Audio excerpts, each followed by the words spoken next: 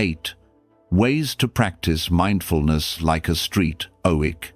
In a world that never stops screaming for our attention, a world of constant digital noise and relentless pressure, is true inner peace even possible? Lately, I've been asking myself that question a lot. We're told to hustle harder, be more productive, stay connected 24/7. But what if the path to a calm, resilient mind isn't found in adding more to our lives, but in understanding more about ourselves? I've always been drawn to the ancient wisdom of the Stoics thinkers like Marcus Aurelius, a Roman emperor, and Epictetus, a man who went from being a slave to a revered philosopher. They lived in their own chaotic times, yet they taught a path to tranquility, a kind of unshakable inner fortress, no matter what was happening outside. So, I decided to give it a real shot. For one full week, I challenged myself to live like a modern Stoic. I disconnected from the usual noise and committed to practicing 8 of their most powerful techniques. I wanted to see if these 2,000-year-old ideas could genuinely hold up in our world. Can ancient wisdom really help us find unshakable inner peace today? Join me and let's find out together. Focus on the present moment, presence. So, the first place I started, and really the foundation of this whole experiment, is the practice of being present. It sounds simple, right? Like something you'd see on a motivational poster. But the Stoics took this idea way deeper. The Roman Emperor Marcus Aurelius wrote in his private journal, "Confine yourself to the present." He was constantly reminding himself that the past is just a memory and the future is a ghost. The only thing we ever truly have is right now. For the Stoics, being present wasn't just about noticing the sensory details, as we often think of with modern mindfulness. It was about paying attention so you could apply reason and live well in that moment. But that's a huge challenge. Our minds are professional time travelers. We're either replaying old regrets or pre-living anxieties about a future that hasn't happened. This mental chatter is where so much of our stress comes from. The Stoic goal is to gently but firmly pull your attention back to the here and now. My first day of the challenge was a rude awakening. I decided to start with my morning coffee. Usually, this is my 5-minute window to plan my workday, scroll news alerts, or stress about an email. But on this day, my only job was to experience the coffee. I focused on the warmth of the mug, the rich smell, the bitter taste. Within seconds, my mind was gone already in a meeting hours away. I gently guided it back. Then it wandered to something I regretted saying yesterday. I guided it back again. I swear, I had to drag my mind back 20 times in 5 minutes. It was exhausting, but man, was it revealing. I realized how little I truly live in the moment I'm actually in. By the end of the week, this started to feel less like a chore and more like a gift. Washing the dishes wasn't just a task to rush through, it became a sensory experience. It's about reclaiming your life, one present moment at a time. So here's your first practice. Pick one daily activity you usually do on autopilot: brushing your teeth, your commute, eating a meal. For just that short time, commit all your senses to it. When your mind wanders, because it will, don't get upset. Just notice it, and gently guide your focus back. This is the first step in building that inner fortress. Apply the dichotomy of control. This next one is probably the most famous tool in all of Stoicism, and for good reason. It's a total game changer. It's called the dichotomy of control. The philosopher Epictetus laid it out perfectly. Some things are up to us, and some things are not. What's up to us? Our opinions, our choices, our actions. What's not up to us? Basically everything else. Our body, our reputation, the weather, and what other people do or think. So much of our frustration, anger, and anxiety comes from one simple mistake. We try to control things we can't. while ignoring the one thing we can, our own response. Worrying about traffic, the economy, or what someone thinks of you is, to a Stoic, just a waste of energy. The real power is in choosing how you respond. My challenge week gave me the perfect chance to test this. On Tuesday, I got a really blunt, critical email from a colleague about a project I'd poured weeks into. My gut reaction? A hot flash of anger. My heart started pounding. My mind raced with defensive replies. But then I paused. I took a breath and asked the Stoic question, what here is in my control and what isn't? The harsh tone of the email, not in my control. My colleague's opinion, not in my control. So what was in my control? How I chose to interpret the email, my emotional reaction, the professionalism of my reply. By focusing only on that, the emotional storm started to pass. I could read the email again, this time looking for any useful feedback hidden in the criticism. I took my time and crafted a calm, professional response. I acted based on my values, not my gut reaction. It was incredibly empowering. It shifted me from being a victim of my inbox to being in charge of my own choices. Here's the practice. The next time you feel that surge of frustration or anxiety, just stop. Ask yourself, in this situation, what is actually in my power? Is it the event itself or your response to it? Put all your energy into your response and practice accepting what you can't change. This is the key to becoming resilient.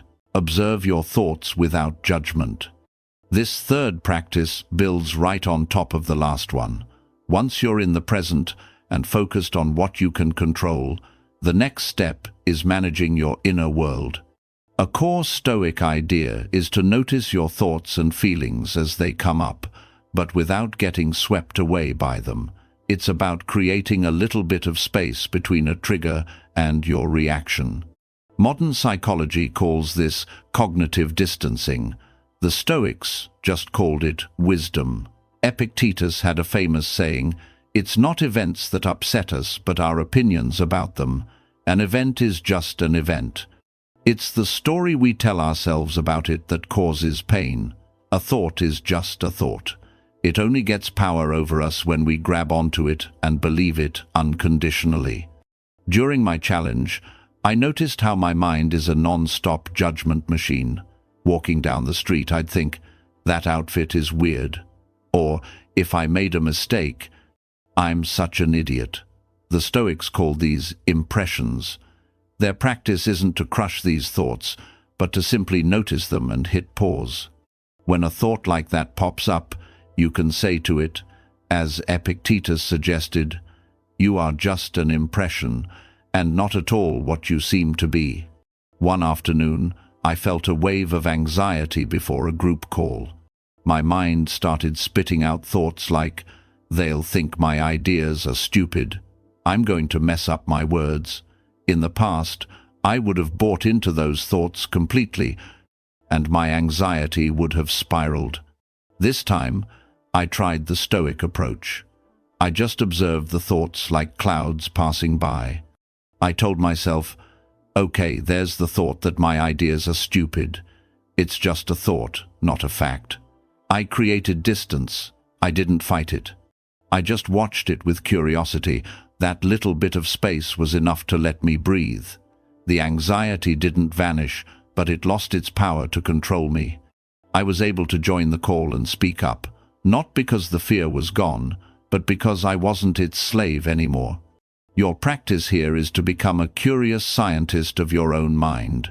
When you notice a strong negative thought, just label it.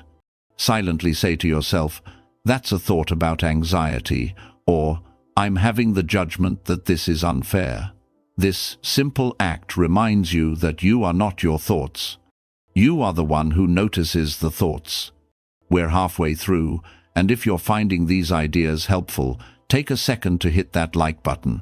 It really helps the channel, and it lets me know I should make more videos like this. And if you want to keep exploring practical philosophy, make sure you subscribe so you don't miss what's next. All right, let's get back to the challenge. Practice Stoic-style meditation. When you hear meditation, you probably think of emptying your mind. Stoic meditation is different. It's an active, thinking practice. It's less about emptying your mind and more about filling it with the right principles. Think of it as a workout for your mindset. It's about getting yourself ready for the day ahead.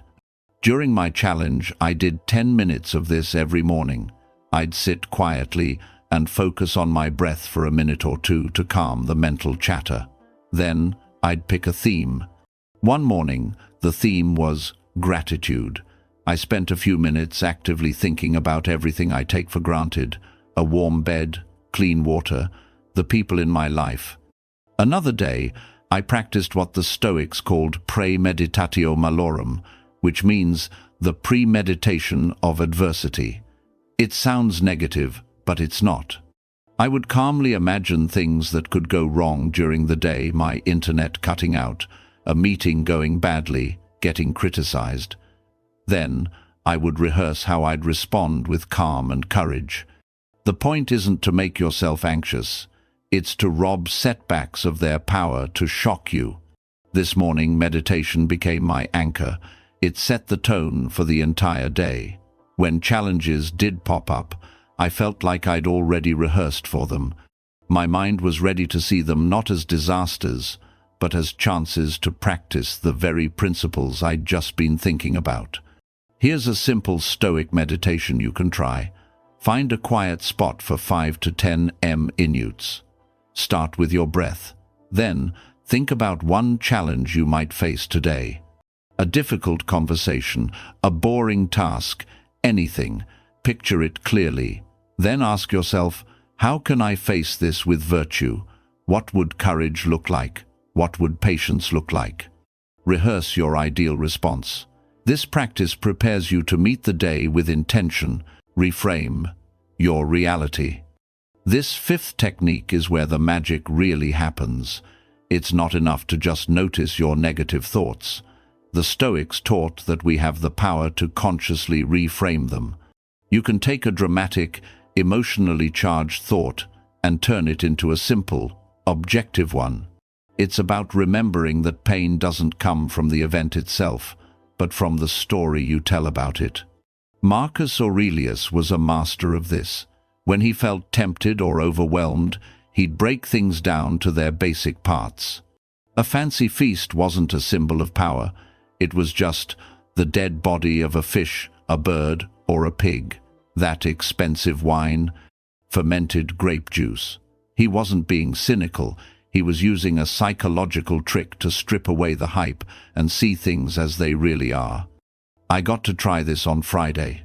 I had a presentation I was nervous about, and the old "I'm going to fail" story started playing in my head. This is going to be a disaster. That word, disaster, is a classic mind trap. So I paused and tried a Stoic reframe. First, what is a disaster really? What's actually happening? I am a person who is going to stand up and talk for 15 minutes. Some people will listen, some will be distracted. That's the objective reality. The disaster part was just a layer of fear I was adding on top. Next, I reframed the outcome. Instead of thinking, "What if I fail?" I asked, "What if this is a chance to practice courage? What if it's a chance to get better at public speaking? Even if it goes badly, what can I learn?" This simple shift changed everything. It moved the goal from giving a perfect performance, which I can't control, to giving a virtuous effort, which I can. The anxiety was still there, but it didn't have that paralyzing grip anymore. Your practice here is to become a thought detective.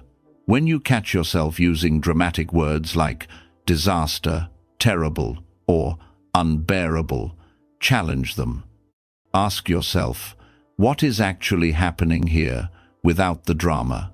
Then reframe it as an opportunity, a chance to practice patience, a lesson in resilience, a workout for your character. Reframe the story, and you reclaim your power. Embrace impermanence. memento mori. Okay, this next one sounds a bit grim at first, but stick with me. It's one of the most powerful and, surprisingly, life-affirming practices in Stoicism, memento mori. Latin for remember you will die. The Stoics weren't trying to be gloomy, they were realists. They knew that our time here is short, and that makes it incredibly precious. Thinking about death isn't meant to make you afraid, it's meant to create urgency and give you perspective. As the philosopher Seneca wrote, "Let us prepare our minds as if we'd come to the very end of life. Let us postpone nothing." When you remember that life is finite, all the small daily worries shrink. That argument you had, that person who cut you off in traffic, in the grand scheme of your life, how much do they really matter? Throughout my challenge week, I kept a little note on my desk that just said, memento mori. Every time I saw it, it was like a little jolt. When I was procrastinating, the note whispered, "You don't have forever, do what matters." When I was getting angry over something tiny, it reminded me what a waste of my limited time that was. One evening, I got into a petty disagreement with a loved one. I could feel my stubborn pride kicking in, that desire to be right. Then I glanced at my note. The thought, "Remember you will die," wasn't scary, it was clarifying. It made me realize how absurd it was to waste a beautiful evening on a pointless conflict. It dissolved my pride and replaced it with a desire for connection. I let it go, apologized, and we had a great night. That's the power of this. It doesn't make life darker, it makes the present moment brighter. You can try this easily. You don't need a skull on your desk. Just set a daily reminder on your phone, or take a quiet moment each morning. Ask yourself, if this were my last day, am I living in a way that I'm proud of? Am I focused on what truly matters? It's not meant to be sad. It's meant to be a powerful motivator, to live fully and with purpose. Journaling and reflective writing. You know how the Emperor Marcus Aurelius kept his head on straight while running the Roman Empire? This next practice was his secret weapon, journaling. His famous book, Meditations, was never meant to be published. It was his private journal, a place to untangle his thoughts and remind himself of his principles. Stoic journaling isn't just a diary of what happened, it's a reflective practice. It's a conversation with yourself. Seneca and Epictetus also recommended a daily review, a chance to look back on your day and see how your actions lined up with your values. Each evening during my challenge, I spent 15 minutes with a notebook. Inspired by their approach, I used a simple 3-part structure. First, where did I fall short today? When did I let my emotions or bad habits win? I'd write about my reaction to that critical email or my moment of anxiety, not to beat myself up, but to understand it. Second, what did I do well? Where did I successfully apply a principle? I'd write about handling that disagreement with perspective or staying present with my coffee. This helps lock in the good habits. And finally, how can I improve tomorrow? I'd set one small, concrete intention for the next day based on what I learned. Something like, tomorrow, when I feel frustrated, I will pause and take 3 breaths before I say anything. This evening ritual was like having a philosophical coach. Writing things down brought so much clarity. It made the principles real. By the end of the week, I could see clear patterns in my own triggers and my progress. The journal was a mirror, showing me exactly what I needed to work on. Your practice is simple. Get a notebook and just try a daily review for a week. Ask yourself those 3 questions. Where did I stumble? Where did I succeed? And how can I be a little bit better tomorrow? The goal isn't perfection, it's progress. Take virtuous action, arete. And finally, we get to the one that ties it all together. All this mindfulness isn't just about feeling calm inside, it's about acting well in the world. This is the Stoic concept of arete, a Greek word that means virtue or excellence. For the Stoics, this was the ultimate goal, living up to your full potential as a rational and good person. This means bringing your best self to every single task, no matter how small. Whether you're running an empire like Marcus Aurelius or just washing the dishes, you have a chance to practice virtue. The question a Stoic always asks is, what does this moment call for? Does it call for patience, for courage, for justice, for self-control? This idea completely changed how I approached my work during the challenge. Answering a difficult email wasn't just a chore, it was a chance to practice patience. A boring data entry task wasn't drudgery, it was a chance to practice diligence. My biggest test came near the end of the week. I was on a team call where a colleague was being unfairly criticized. My first instinct was to stay quiet, avoid the conflict. It was the easy path. But then I asked myself that question, what does virtue require of me right now? The answer was obvious, justice and courage. I needed to speak up. So I did. I calmly and respectfully offered another perspective and defended my colleague's work. It was uncomfortable, my heart was pounding. But afterward, I felt a deep sense of integrity that was so much better than the cheap comfort of silence. I had acted in line with my values. That's arete. It's about closing the gap between the person you want to be and the person you actually are, moment by moment. So the final practice is this. In everything you do today, from your biggest project to your smallest interaction, ask yourself, what is the virtuous way to act right now? This is how Stoic mindfulness becomes a living philosophy, creating not just inner peace, but a life of meaning.